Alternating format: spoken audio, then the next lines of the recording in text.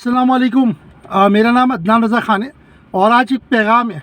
और पैगाम मेरे भाई ये कि रियल एस्टेट को छोड़कर पान वाला, कसाई, नाई, मोची, सही है, परचून वाला और बाकी जो लोग हैं वो रियल एस्टेट का काम कर रहे हैं, यानी कि प्रॉपर्टी बेच रहे हैं, सही है ना। तो भाई बात ये है कि अब रियल एस्टेट वालों को भी चाहिए कि रियल एस्टेट को छोड़ के बाकी कामों में घुस जाएं। यानी कोई जो है वो जूते की दुकान खोल ले, कोई मोची बन जाए, कोई बड़े पैमाने पे जो है वो कसाई की दुकान खोल ले, कोई जो है परचून की बड़े पैमाने पे सुपरमार्केट खोल ले।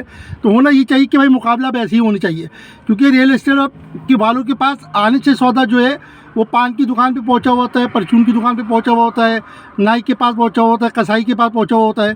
तो अब रियल एस्टेट्स को भी यही चाहिए कि ये करें और इनकी जो सामान है ये जो उठा रहे हैं होलसेल पर, उससे कम दाम में उठाकर अपने जो माल अपने रेट पे बेचें, सही है ना, ताकि इनको पता लगे कि कारोबार कैसे होता है। हर कारोबार में घुसना नहीं चाहिए।